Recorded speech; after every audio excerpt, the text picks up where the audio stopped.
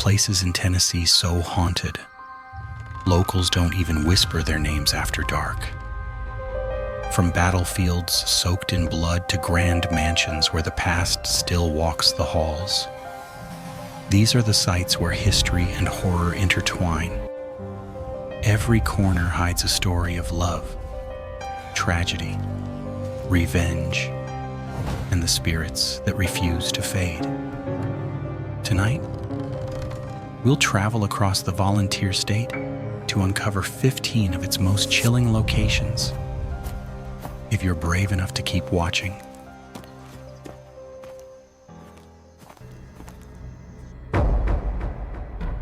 1. Bell Witch Cave, Adams. They say the woods near Adams grow unnaturally still when the sun begins to fade. Locals whisper that the silence itself listens that it belongs to her, the Bell Witch. Deep in those Tennessee hills lies the Bell Witch Cave, a gaping wound in the earth where legend and nightmare are bound together. In the early 1800s, the Bell family called this land home. But what began as a simple farm soon became a stage for terror. Mysterious knocking on walls, whispers in the dark, and an unseen force tormenting John Bell and his daughter Betsy turned their lives into a waking haunting. Witnesses swore they heard a woman's mocking laughter echo through the house, followed by voices reciting scripture backwards. Skeptics dismissed it as hysteria, yet too many people claimed to hear the same chilling voice, raspy, female, intelligent. The entity taunted guests, predicted deaths, and even took credit for John Bell's own demise. When his body was found, the witch's voice allegedly cried out, "I fixed him," before cackling into the night. After the family fled, people believed the evil had vanished, until strange events began again around the limestone cave behind their old home. Visitors who dared to enter reported whispers brushing their ears, unseen fingers tugging at their clothes, and the sensation of being watched from the dark. Even hardened paranormal investigators have left shaken, saying the air inside feels alive, charged, heavy, angry. Is it merely superstition, or does something truly linger in those cold stone tunnels? The Bell Witch Cave stands silent today, waiting. Some claim she sleeps beneath the rocks. Others say she never left at all. So if you ever find yourself in Adams, and you feel the wind shift or hear a faint voice calling your name, remember the warning. Never answer when the Bell Witch speaks. Fuchlot's house, Franklin. In the heart of Franklin stands a quiet Victorian home, whose walls still remember the screams of war. The Lott's house looks peaceful beneath its porch light today. But on November 30th, 1864, it became the eye of a storm, the Battle of Franklin. As cannon fire tore through the air and musket smoke blackened the sky, German immigrant Johann Lotz gathered his family in the basement while chaos raged above. When the guns finally fell silent, nearly 10,000 men lay dead or dying across his lawn. Blood soaked the soil, and shattered bodies were carried into the house, transforming it into a makeshift hospital. The air was thick with cries for mercy and the metallic scent of death. Decades have passed, yet visitors claim those sounds have never left. Tour guides report heavy footsteps echoing in empty rooms, doorknobs turning on their own, and the faint sobs of a woman drifting down the staircase. Cold spots bloom, suddenly near blood-stained floorboards. that no amount of scrubbing could ever cleanse. Some swear they've seen the silhouette of a soldier standing at the window, staring out toward the old battlefield as if still waiting for orders that will never come. Skeptics call it imagination. But every night, when the last guest leaves and the lights go dim, the house seems to breathe again. Perhaps it's not the spirits of the fallen soldiers that haunt this place, but the memory of war itself, replaying endlessly within these walls. If you ever step through the doors of the Lot's house, listen carefully. You might hear the low murmur of voices rising from the basement, whispering the names of the dead, and reminding you that some battles never truly end.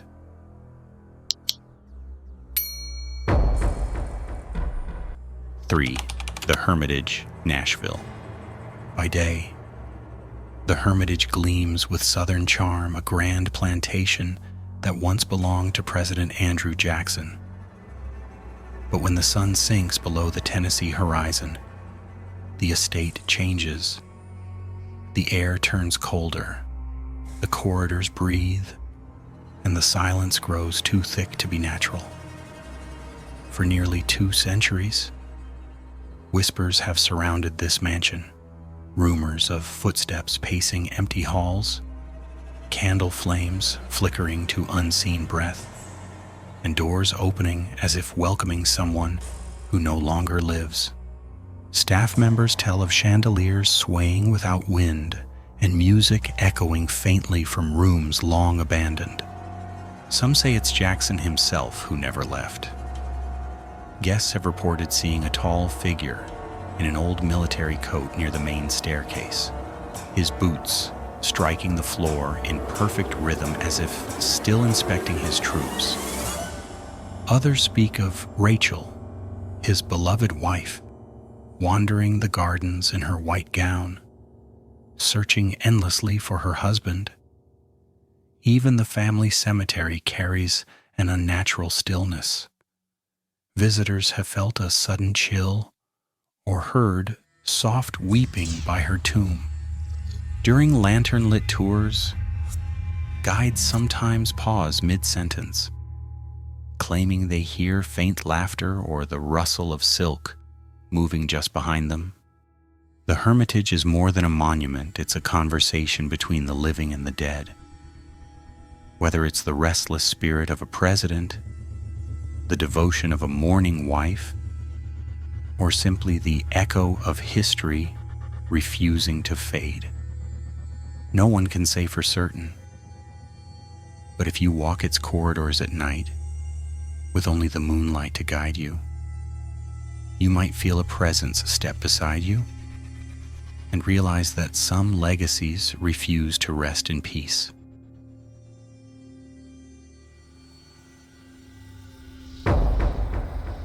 Four, Wheatlands Plantation, Sevierville. On the rolling fields of Sevierville lies Wheatlands Plantation, a place where beauty and horror are forever intertwined. Built in the late 1700s, this grand estate once thrived on blood and sorrow, its soil fed by the tragedies of war, slavery, and betrayal. Beneath the polished floors and magnolia trees lie more than 70 unmarked grave soldiers, servants, and victims of a violent past. Locals say that when night falls, the plantation awakens. Lanterns flicker where no hand holds them. The scent of smoke drifts through empty rooms, and whispers ripple through the corridors like a prayer that never ends. Visitors often speak of a small boy seen running through the halls, his laughter soft, then suddenly replaced by screams. Others report a woman in a green dress appearing at the top of the staircase, her face pale and watchful, before she vanishes into thin air. Some nights, a phantom fire glows in the parlor, casting shadows that move long after the light fades. Paranormal teams claim their cameras malfunction here. Batteries drained, as if something unseen feeds on their energy. The land itself feels alive, charged with the memories of blood spilled and secrets buried deep. Whether you believe in ghosts or not, there's no denying the weight that hangs over Wheatlands. The silence is never truly silent, and the darkness seems to breathe. Step too close to the old hearth, and you might feel a warm breath against your neck or hear the faint crackle of a fire that no longer burns. Wheatlands plantation doesn't just remember its past, it relives it every night.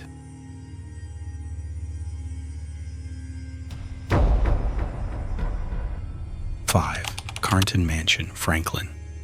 At first glance, Carnton Mansion looks serene, its white columns rising proudly above the fields of Franklin. But beneath its elegance lies one of the bloodiest memories in Tennessee's history. On the night of November the 30th, 1864, the Battle of Franklin raged with unimaginable fury. As bullets tore through the dark and cannon fire shook the ground, Carnton became an impromptu field hospital.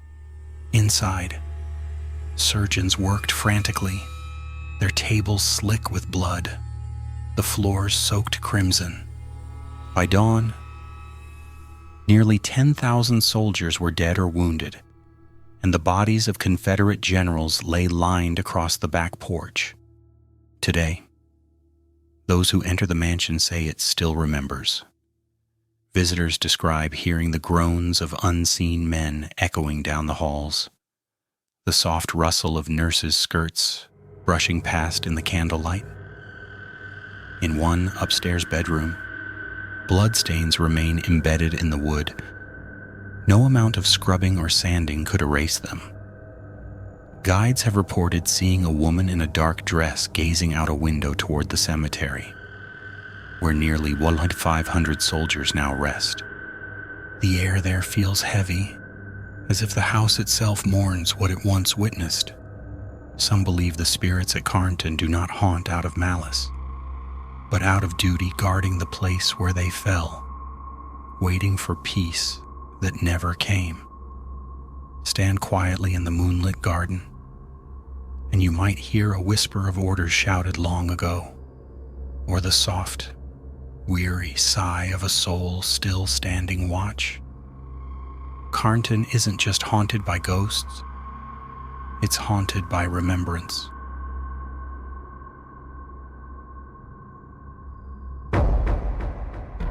The Orpheum Theater, Memphis.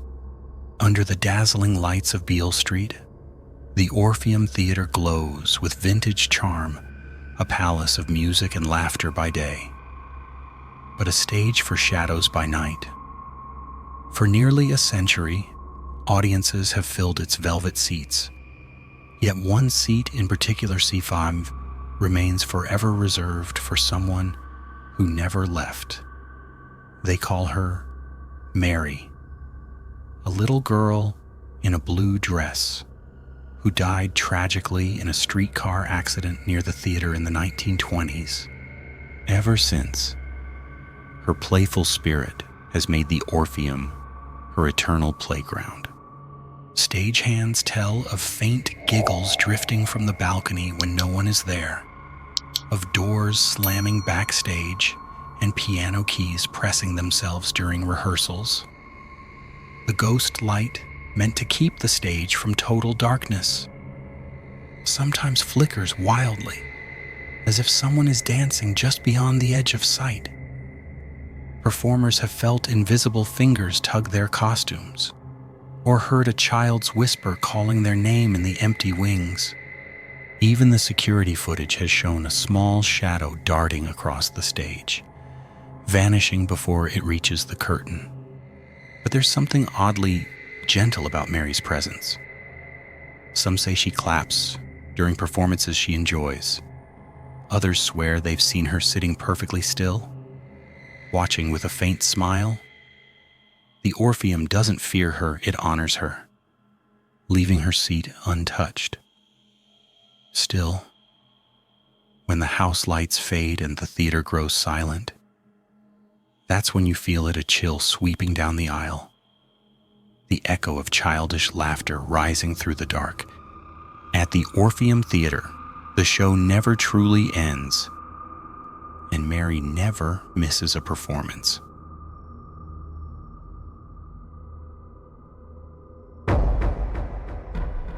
Seven, Two Rivers Mansion, Nashville.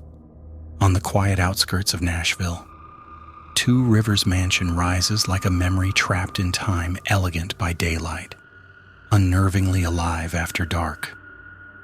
Built in 1859, this grand antebellum home once hosted glittering parties and family gatherings. But today, it hosts something else entirely. Locals whisper that its long halls still echo with the whispers of the McGavick family who once lived and died there. Visitors describe sudden cold spots sweeping through warm rooms, the faint scent of perfume drifting by when no one is near, and soft footsteps pacing the upper floor long after the house is locked. Security guards tell of lights turning on and off, portraits swaying gently on their hooks, and an unseen figure peering from behind the curtains in the ballroom window. One guide swore she heard the distinct sound of a woman humming an old waltz from the parlor, even though she was alone until the melody abruptly stopped. As if the singer realized she was being heard, psychics claim the mansion's energy is divided, part sorrow, part pride spirits that refuse to let go of their home. Perhaps it's the lingering presence of the McGavick matriarch, forever watching over her guests, or the restless echoes of enslaved people who once labored unseen.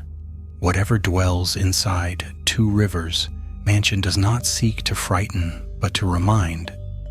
Step through its doors after sunset, and you may feel eyes upon you from a century ago, waiting, listening, and silently asking if you can still hear their song.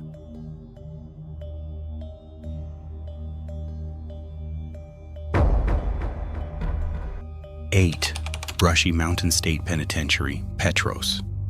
Deep in the shadow of the Cumberland Mountains stands Brushy Mountain State Penitentiary, a fortress of stone and sorrow that has seen more pain than most towns combined. Built in 1896, it was never meant for rehabilitation. It was built to break men. Razor wire crowns its walls, the cells narrow and airless, each echo carrying the weight of decades of screams. It once held Tennessee's most dangerous criminals, including James Earl Ray, the assassin of Dr. Martin Luther King Jr., who tried and failed to escape these walls. But it's not the prisoners that haunt Brushy Mountain now. It's what they left behind. Guards and visitors speak of cell doors slamming on their own, footsteps pacing in empty corridors, and disembodied voices whispering in the dark. Some have seen shadowy figures standing at the end of the hall, vanishing the moment they're approached. In the old solitary confinement block, investigators describe an unbearable pressure, as though the walls themselves are breathing. One night, a tour guide swore he heard a man gasping for air, begging to be released. But every cell was empty. The energy of Brushy is heavy, suffocating, alive. Some call it residual pain, the echo of countless souls who suffered within its stone belly. Others believe something darker lingers, feeding on fear, still guarding its domain. By daylight, it's a museum. By night, it's a mausoleum for the forgotten. Walk those halls too long after sunset, and you may feel the same chill. The inmates once did the certainty that Brushy Mountain doesn't just imprison the dead, it keeps them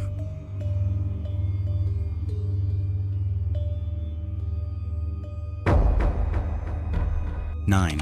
Shiloh National Military Park, Shiloh.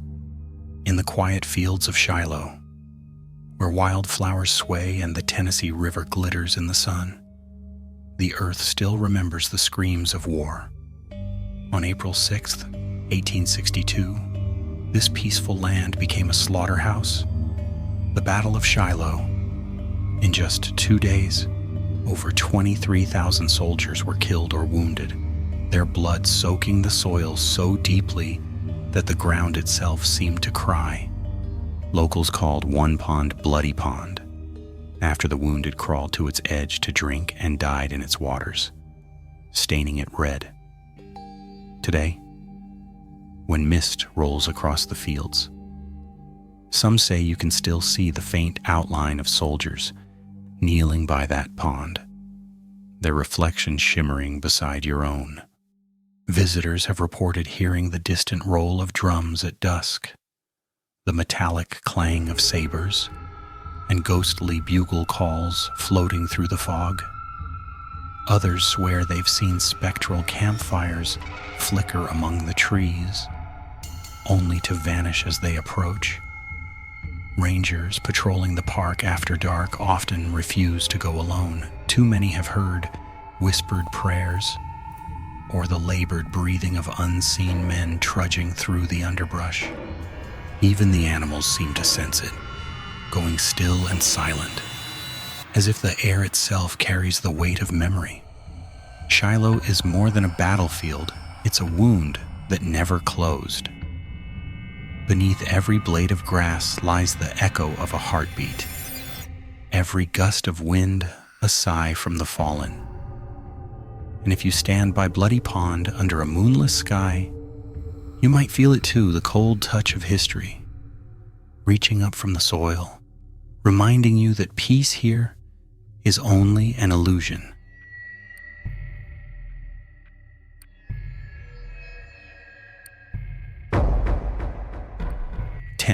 Historic Scott County Jail, Huntsville.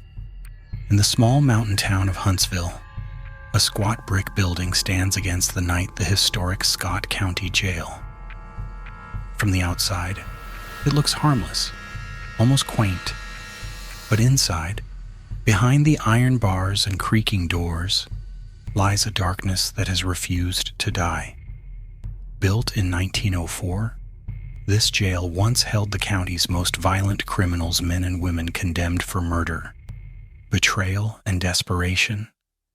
Some never left. The stories say their spirits still pace the narrow corridors, replaying their final moments again and again. Visitors have reported hearing chains dragging along the concrete, doors slamming shut on their own, and cold spots that bloom suddenly like invisible storms. Investigators claim they've recorded growls, pleas, and whispers on static voices begging for mercy from an age long gone. One woman fainted after seeing a shadowed figure watching her from behind the cell bars, eyes glinting like embers before fading into nothing. Even hardened paranormal teams have cut their session short, saying the energy inside feels suffocating, like the building itself is breathing, alive with anguish. Locals say the jail doesn't just hold ghosts, it feeds on them. Every confession, every scream, every final prayer is trapped within those walls, stitched into the mortar. Now open for tours, it lures the curious and the brave, but warns them, quietly respect the spirits here, or risk waking something that still remembers the taste of fear. Step inside the historic Scott County Jail, and you'll understand why even the bravest leave whispering some cells were never meant to be unlocked.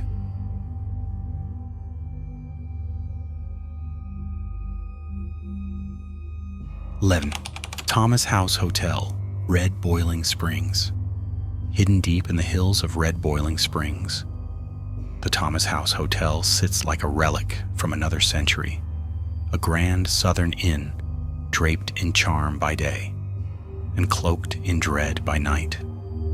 Built in the late 1800s, it has lived many lives a luxury resort, a mineral springs retreat, even a funeral home. But what makes the Thomas House truly unforgettable isn't its history.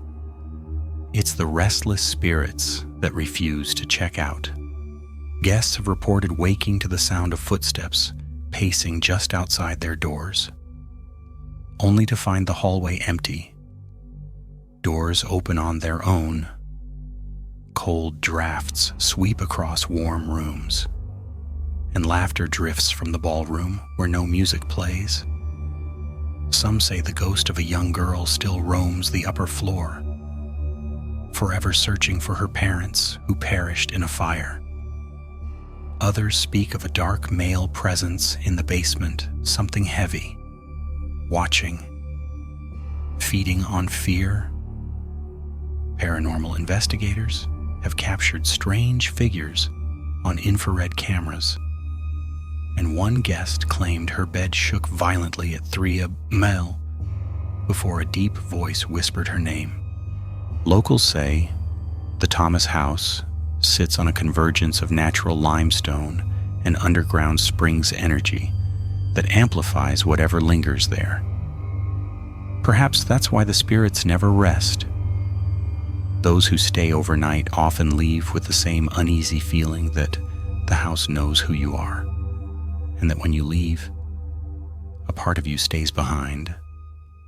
Step across its threshold after sundown, and you may hear the faint creak of old floorboards, followed by a voice asking softly, "Won't you stay another night?"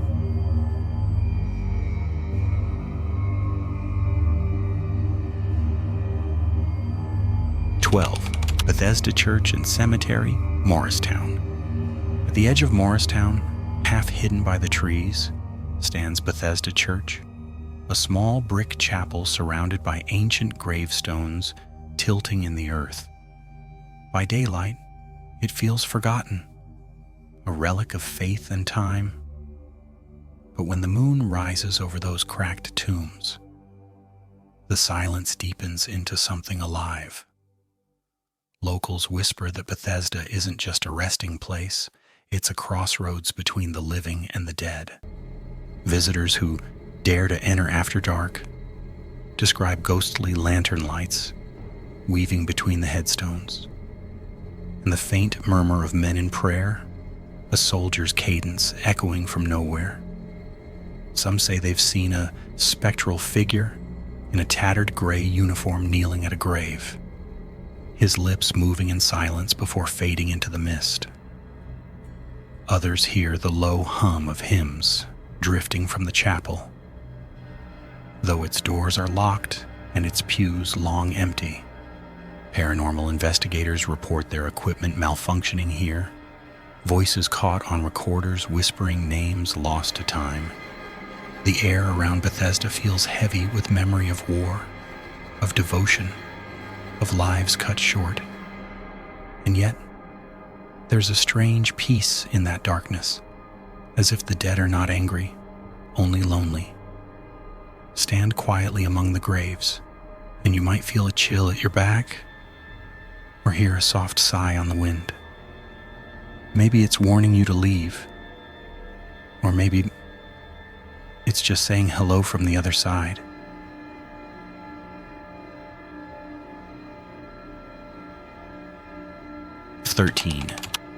The Reed House Hotel, Chattanooga. In the bustling heart of Chattanooga, the Reed House Hotel stands proud and polished, a grand symbol of Southern elegance. But beneath its glittering chandeliers and marble floors, history whispers a much darker tale.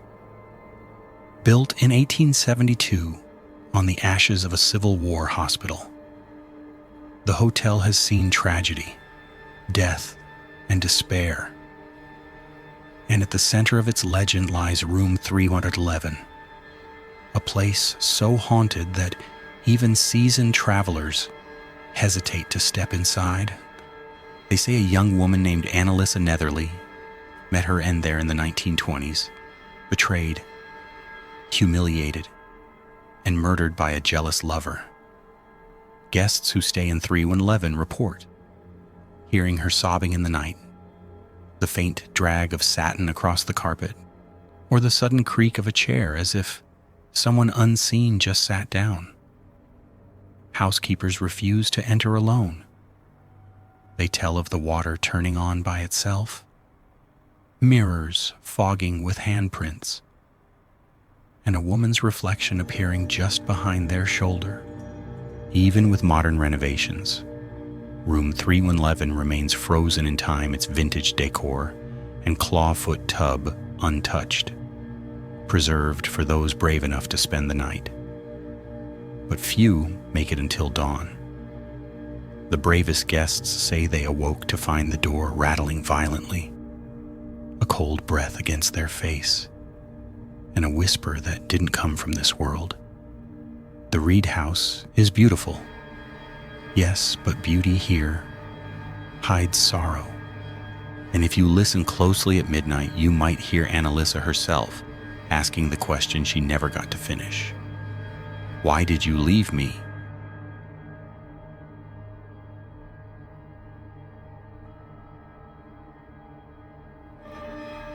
(14) Old South Pittsburgh Hospital Paranormal Research Center. South Pittsburgh. On the edge of South Pittsburgh, the abandoned hospital looms like a monument to suffering. The Old South Pittsburgh Hospital, now a paranormal research center, where silence is never truly silent.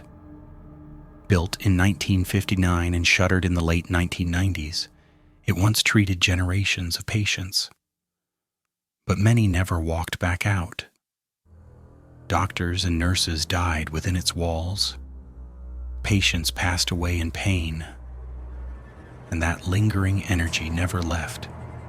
The building feels alive, its hallways breathing with echoes of agony and unanswered prayers. Those who dare to explore speak of flickering lights, gurneys that roll on their own, and distant cries echoing from the pediatric ward. In the ICU, people have seen dark shapes glide across the floor and vanish into the walls. A heavy presence lingers near the old surgical room. Some claim to feel hands pressing down on their shoulders, as if something unseen is trying to keep them still. Investigators have captured full-bodied apparitions on camera, and one visitor swore she heard a voice whisper directly into her ear, "You shouldn't be here." The hospital has since become a gathering place for ghost hunters and thrill seekers, each hoping to glimpse what lies beyond the veil. Yet almost everyone leaves with the same uneasy truth. Whatever haunts this place doesn't rest, doesn't welcome, and doesn't forget. The Old South Pittsburgh Hospital is no ordinary ruin. It's a living echo of fear itself, pulsing beneath the hum of broken lights. Step inside, and you'll feel it watching, waiting for the next admission.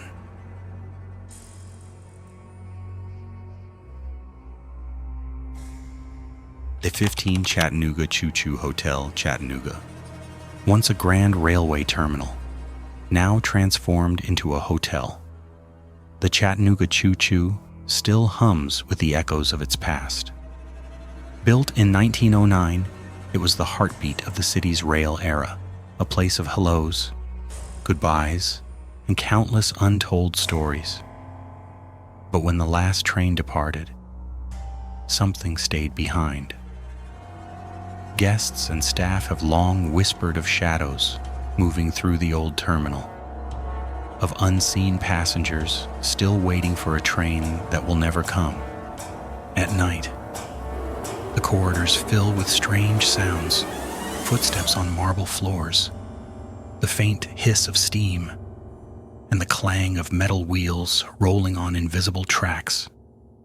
In the old Pullman train cars converted into guest rooms, travelers report hearing distant voices, soft knocks at their door, and the creak of beds as if someone has just sat down beside them.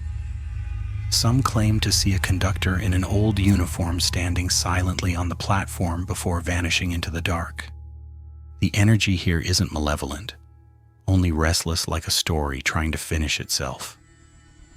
The air is thick with nostalgia and sometimes sorrow, as if the spirits can't quite let go of their journeys. Locals say if you stand near the tracks at midnight, you can still hear the whistle blow, long, low, and mournful, calling the departed back home.